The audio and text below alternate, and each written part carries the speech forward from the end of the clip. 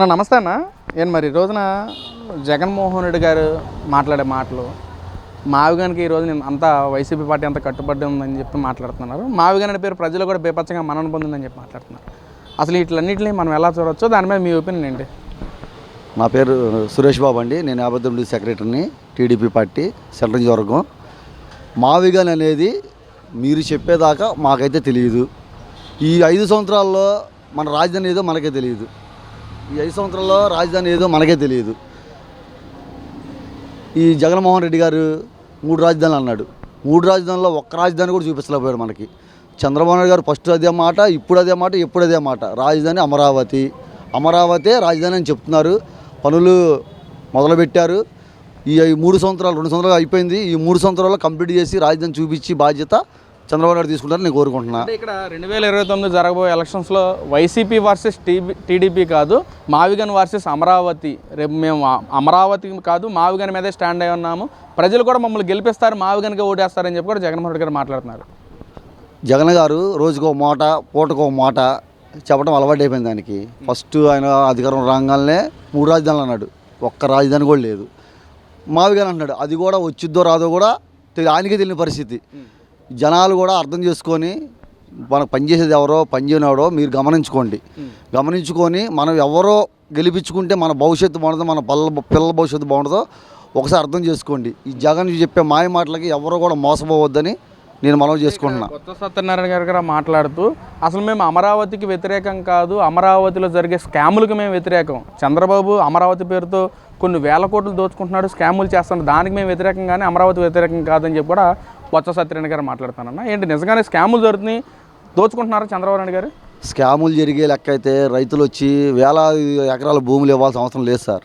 అర్థమైందా? వీళ్ళు ఏంటంటే బాబు గారి మీద బురజలటానికి, టీడీపీ మీద బురజలటానికి వాళ్ళు దుష్ప్రచారం చేసుకున్నారు తప్పితే అక్కడ అమరావతిలో స్కామ్ అనేది, మోసం అనేది ఎక్కడా ఉండదు, ఏది లేదు. కాబట్టే ఆయన ముందుకెళ్ళిపోతున్నాడు. కాబట్టి వీళ్ళు వారవలేక రకరకాలుగా మాట్లాడుతున్నారు.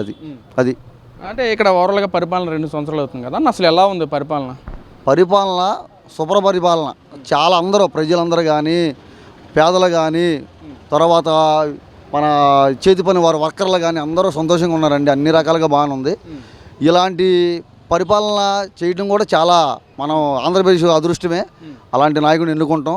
రాబోయే కాలంలో కూడా ఇక్కడ ప్రతి ఇంట్లో కూడా చర్చ మొదలైంది. జగన్మోహన్ రెడ్డి గారి గతంలో ఏదైతే ప్రతి నెల ప్రతిరోజు ఏదో ఒక పథకం అందించేవాడు జగన్మోహన్ రెడ్డి గారిని ఉంటే, మన రాష్ట్రం బాగుండాలంటే జగన్మోహన్ రెడ్డి గెలుపు ఒకటే సాధ్యం, జగన్మోహన్ రెడ్డి గెలిస్తేనే మన రాష్ట్రం బాగుంటుందని చెప్పి ప్రతి ఇంట్లో చర్చ జరుగుతుందని చెప్పి జగన్మోహన్ రెడ్డి గారు మాట్లాడుతున్నారు, వైసీపీ నాయకులు మాట్లాడుతున్నారు.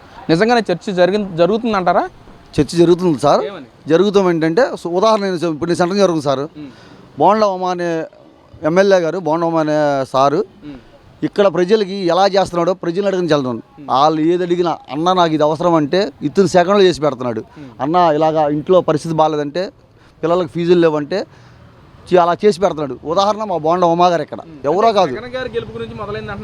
ఇదంతా ఏం లేదు సార్. ఇలా దుష్ప్రచారాలు చేసుకుని వీళ్ళకి గొప్పలు చెప్పుకుని తప్పితే అలాంటి వాళ్ళ పుప్పులు చల్లవో, వాళ్ళు వేసుకునే ఆలోచనలు నాకు తెలిసి అన్నీ చెల్లుబాటు అవ్వని నేను చెప్తున్నా. అంటే ఇక్కడ జగన్మోహన్ రెడ్డి గారు ఇంకొక నినాదం కూడా తీసుకొస్తున్నారు. హే రామ్ సేవ్ ఆంధ్ర అని చెప్పి కూడా జగన్మోహన్ రెడ్డి గారు మాట్లాడుతున్నారు. ఏంటన్న దాని మీద? ఏముండదు సార్. వాళ్ళు ఏ రాము సేవ్ ఆంధ్ర ఏం కాదు, జయబాబు జై ఆంధ్ర. నాకు తెలిసి అయితే అది వీళ్ళు చెప్పే అన్నీ బూటకాలు మాయ మాటలు తప్పితే ఏముండదు సార్. ప్రజలు ఎవరికి మక్కువ చూపిస్తున్నారో వాళ్ళకి అందరికీ అర్థమవుతుంది. చంద్రబాబు నాయుడు పరిపాలన బాగుంది, దాంట్లో ఇంకా అలా కంటిన్యూ అవుతారు తప్పితే వేరే పార్టీకి కానీ వీళ్ళ ఆలోచనలు తప్పితే ఏమి వేరే పార్టీకి కానీ ఓటేయడానికైతే ఎవరు సిద్ధంగా లేరు నాకు తెలిసి. అంటే అన్న ఇక్కడ ఏదైతే 2 సంవత్సరాల పరిపాలనలో చంద్రబాబుకి అసలు పరిపాలన చేత కావట్లేదు, సుపరిపాలన ఎవరన్నా అందించారంటే జగన్మోహన్ రెడ్డి అని చెప్పి కూడా వైసీపీ నాయకులు మాట్లాడుతున్నారు. నిజంగా ఆ విధంగా ఉందంటారా? కూటమి ప్రభుత్వం గెలిచి 2 సంవత్సరాలు కంప్లీట్ చేసుకుందండి. ఈ 2 సంవత్సరాల్లో మనకి ఏమేమి కంపెనీలు వచ్చినాయో చిన్నపిల్లడికి చెప్తారు.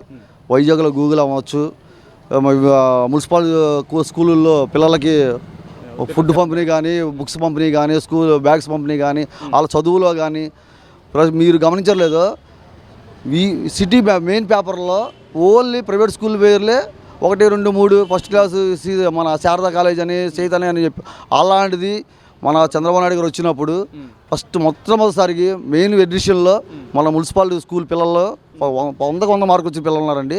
దీన్ని బట్టి మనకు అర్థమవుతుంది ఏ రకంగా అడ్మిషన్ బాగుందో, ఏ రకంగా పరిపాలన బాగుందో మీరు ప్రజలు అడిగితే తెలుస్తుంది.